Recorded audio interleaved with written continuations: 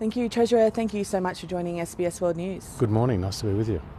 Firstly, can one budget win an election? This is about delivering cost of living relief for Australian families now in a responsible and a practical way.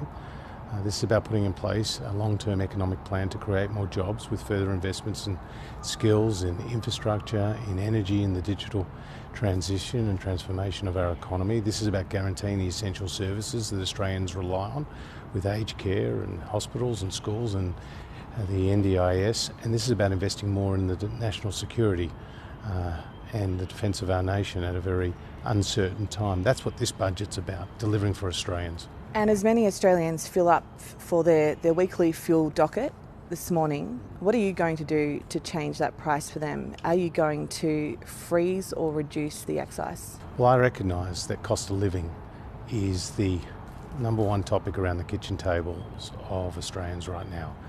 And foremost in their mind is what's happening to petrol prices. At more than $2 a litre, that's really stretching household budgets.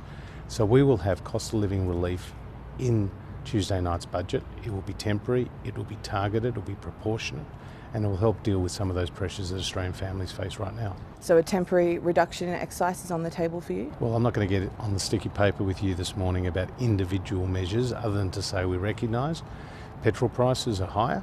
This has been driven by international events. A barrel of oil is 50% up on what it was at the start of the year. This is flowing through to the Bowsers here in Australia and therefore putting pressure on household budgets.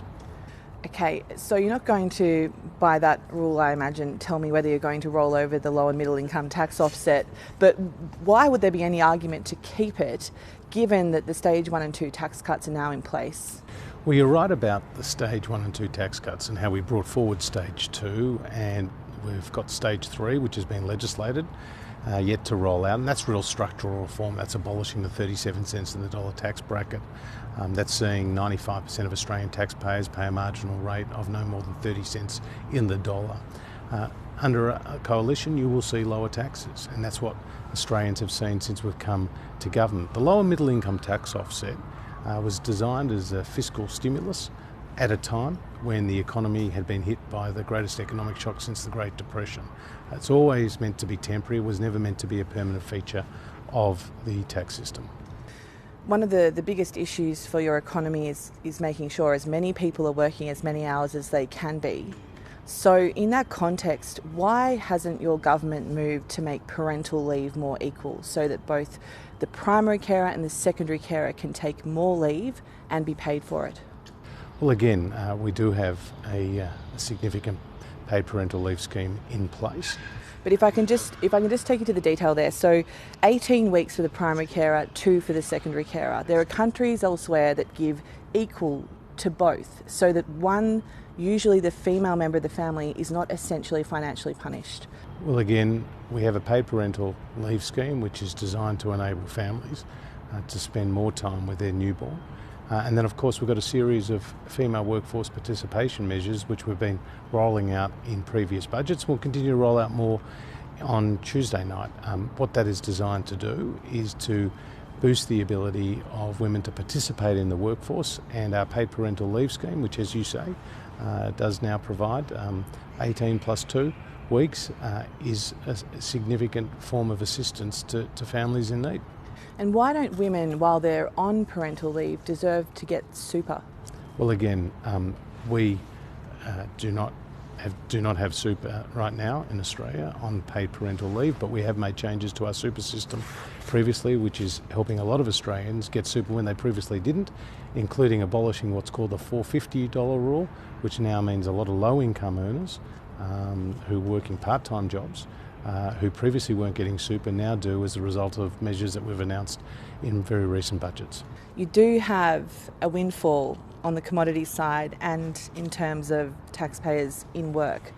Why not use a small portion of that money to give women super while they're on parental leave, or whichever parent is on leave, so that they have more super at the other end of their life, which is another area that's testing you?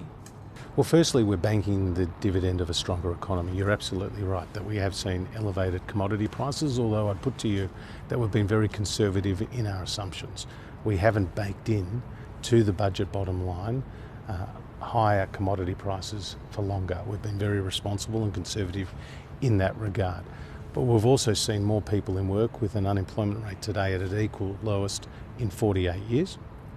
And we've also seen, therefore, less people on welfare. That is improving the budget bottom line. But what we have sought to do in this budget is to provide relief to Australian families now with a series of cost of living measures. How much are we spending on the war in Ukraine at this time? Well, we've already made announcements over $100 million in respect to both military assistance and humanitarian support. It's a tragedy what's happening in Ukraine. Russian aggression against civilian targets, indiscriminately killing children, women, the elderly, is shocking. And it's the harsh reality of the world in which we're in now. It's going to change. It's going to change things, I think, globally for some time to come. What we're seeing now is a battle between autocracies and democracies, and Ukraine, at more than 40 million people, has been a democracy. They pose no threat to Russia, yet Russian tanks rolled over the border. Are we open to essentially providing whatever Volodymyr Zelensky asked for from our government? Well, again, we'll continue to provide support as necessary. We continue to join with our international partners in turning the screws on Putin and his cronies.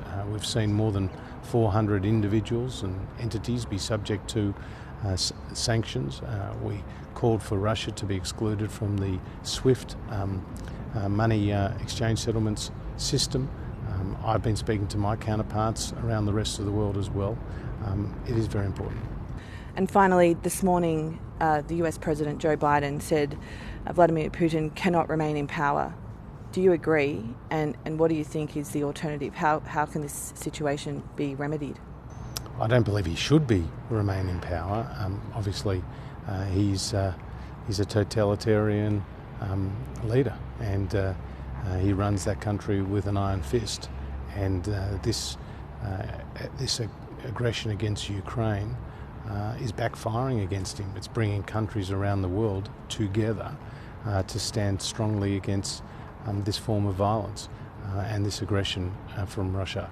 I think it does set back significantly the globalisation effort.